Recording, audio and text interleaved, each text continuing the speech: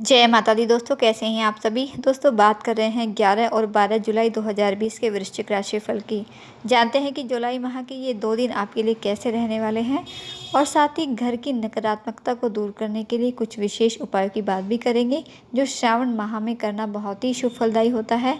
और साथ ही दोस्तों आगे बढ़ूँ इससे पहले मेरी आपसे रिक्वेस्ट है कि अगर अभी तक आपने मेरे चैनल को सब्सक्राइब नहीं किया है तो प्लीज़ आप इसे सब्सक्राइब जरूर कर लें और पास में बने बेल आइकन को भी ज़रूर प्रेस कर दें, क्योंकि इससे आपको मेरी जो भी आने वाली नई वीडियोज़ हैं उनका नोटिफिकेशन मिल सकेगा। राशिफल जानने से पहले 11 और 12 जुलाई का पंचांग जान लेते हैं। पहले चर्चा करते हैं 11 जुलाई की। 11 जुलाई 2020 दिन शनिवार रहेगा। श्रावण माह कृष्ण पक्ष की षष्ठी तिथि दोपहर 1:35 तक रहेगी। इसके बाद सप्तमी तिथि प्रारंभ हो जाएगी। शोभन नाम का योग बनेगा इस दिन और उत्तरा भाद्रपद नक्षत्र रहेगा। अभिजीत मुहूर्त रहेगा सुबह 11:58 से दोपहर 12:54 तक और राहु काल का समय रहेगा सुबह 8:58 से 10:42 तक। बात करते हैं 12 जुलाई की। 12 जुलाई 2020 दिन रविवार रहेगा और श्रावण माह कृष्ण पक्ष की सप्तमी तिथि 3:50 तक रहेगी दोपहर को। इसके बाद अष्टमी तिथि प्रारंभ हो जाएगी। रेवती नक्षत्र रहेगा इस दिन और अभिजीत मुहूर्त रहेगा सुबह 11:58 से दोपहर 12:54 तक और राहु काल का समय रहेगा शाम 5:37 से 7:21 तक। और अब बात करते हैं वृश्चिक राशि फल की। जानते हैं कि ये 2 दिन आपके लिए कैसे रहने वाले हैं।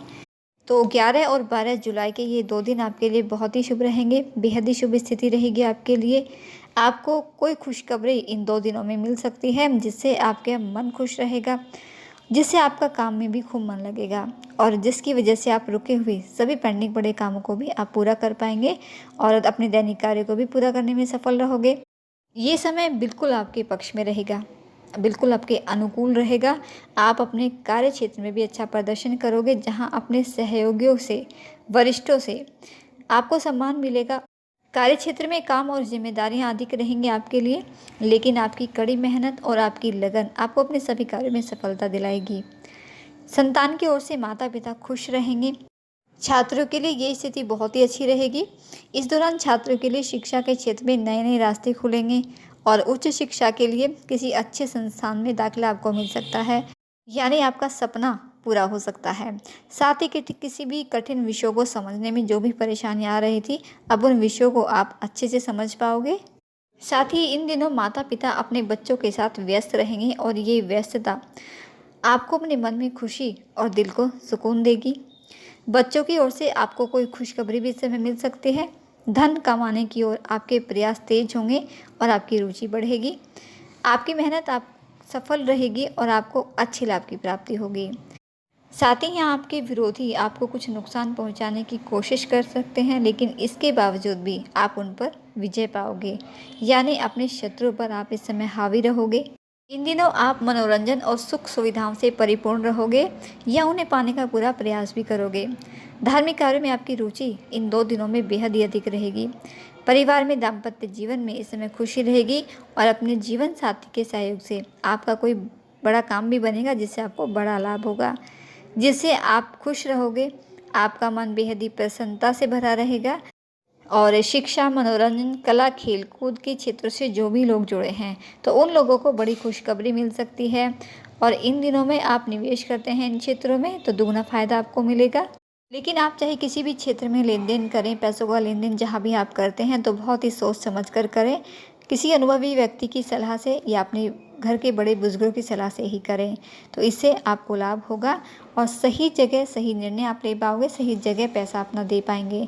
योग और ध्यान का सहारा लेना ये आपको मानसिक रूप से प्रबल बनाएगा, तो इस समय आप योग अभ्यास पर ध्यान ज़रूर दें। अपने स्वास्थ्य का विशेष ध्यान आपको रखना है। स्वास्थ्य हालांकि आपका बेहतर रहेगा, कोई परेशानी इस समय नहीं दिखती है, लेकिन फिर भी स्वास्थ्य को लेकर सचेत रहना है। स्वास्थ्य के प्रति इस समय कोई भी लापरवाही न बरते। इन दिनों आप साहसी भी रहोगे और बुद्धिमान भी रहोगे, जिससे अच्छे निर्णय लोगे। साथ ही प्रेम संबंधों की बात करें तो प्रेम संबंधों के लिए बहुत ही अच्छा समय है। अगर नए लव प्रपोजल आप देना चाहते हैं तो बहुत ही उत्तम दिन है आपके लिए। इस समय आपको एक अच्छा जीवन साथी मिल सकते हैं, आपका विवाह तय हो सकता है।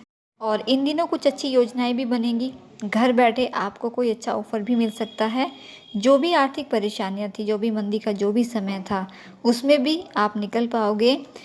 अच्छी आय होने से आर्थिक पक्ष इस समय आपका मजबूत रहेगा।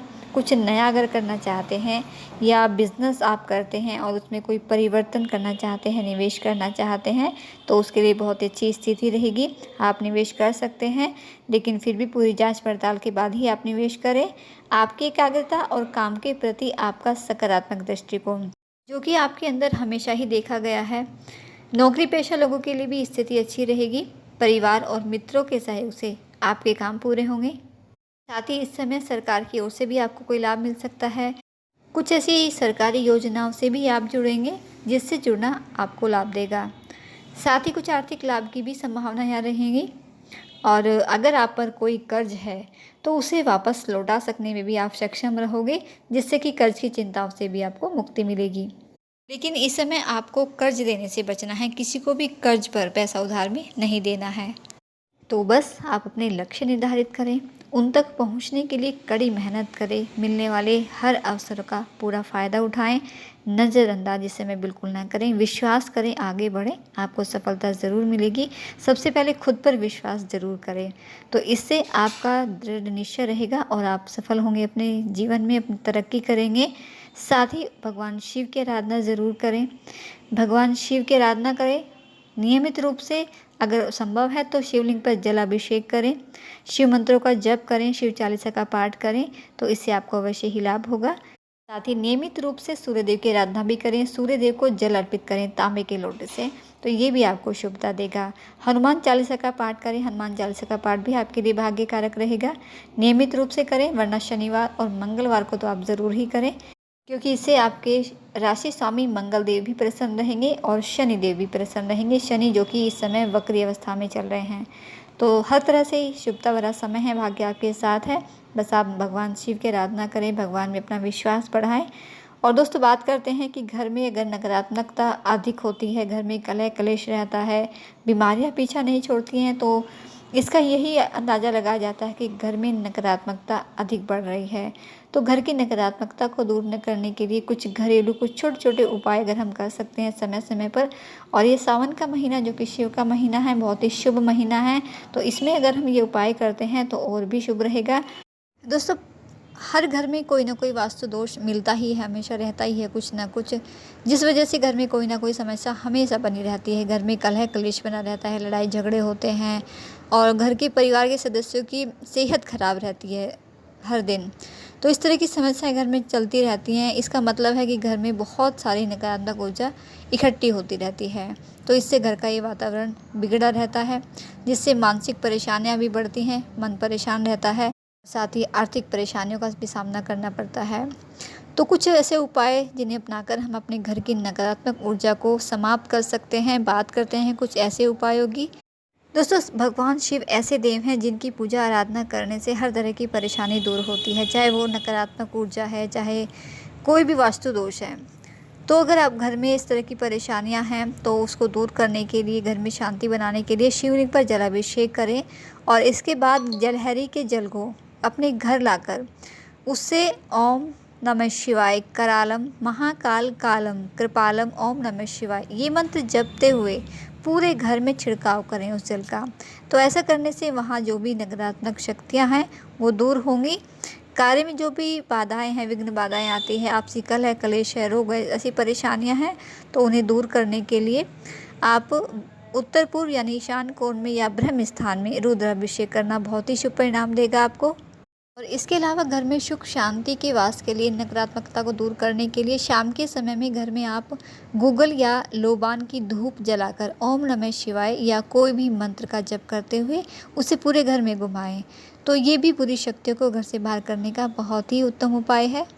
और इसके अलावा यदि सोमवार की पूजा में आप भगवान शिव की पूजन करते हैं, शिव का, और पूजा में आप शिवलिंग पर गंगा जल से जलाभिषेक करते हैं, तो भोलेनाथ बहुत ही जल्द प्रसन्न होते हैं इससे, और जीवन की सभी विकार, सभी कष्ट जो हैं वो दूर हो जाते हैं। और घर में नियमित रूप से गंगा जल का छिड़काव करें। ऐसा नियमित रूप से करने से घर में जो भी वास्तु दोष है उसका प्रभाव खत्म हो जाता है और घर पर सकारात्मक ऊर्जा का प्रवेश होता है। पारिवारिक सदस्यों में कलह कलेश रहता है तो प्रतिदिन सुबह सारे घर में गंगा जल का छिड़काव करें। इस उपाय को करने से नकारात्मकता का नाश होता है और सकारात्मक ऊर्जा का प्रवेश बना रहता है। और इसके अलावा पूजा करते समय घंटी आदि बजाएं, शंख बजाएं, इससे भी घर की नकारात्मक ऊर्जा समाप्त होगी। साथ ही गाय का देशी घी का दीपक हर रोज़ घर में जलाने से भी घर की नकारात्मक ऊर्जा दूर होती है। और इसके अलावा वास्तु में घर की नकारात्मकता को दूर करने के लिए नमक को बहुत ही अच्छा विकल्प माना गया है। शाम के समय घर के सभी कोनों में नमक का बिखराव कर दें और सुबह उस नमक को बाहर फेंक दें। और इसके अलावा नमक का एक बहुत ही जो सरल और उत्तम उपाय है कि आप पोछा लगाते समय पानी में थोड़ा सा नमक मिला सकते हैं। इससे अगर आप पोछा लगाते हैं तो इससे भी घर की नकारात्मकता दूर होती है। और शनिवार के दिन अगर इस उपाय को करते हैं तो ये बहुत ही उत्तम उपाय माना गया है, तो इस उपाय को आप ज़रूर करें। दोस्तों, ये थी कुछ जानकारी आपके लिए आपके राशिफल की और घर की कुछ नकारात्मकता को दूर करने के उपाय। उम्मीद करती हूँ पसंद आई होगी। वीडियो अच्छा लगा है, जानकारी पसंद आई है तो वीडियो को लाइक करके ज़रूर जाइएगा। आपका दिन शुभ रहे। माता रानी आपको और आपके परिवार को स्वस्थ रखे। इसी मंगल कामना के साथ जय माता दी।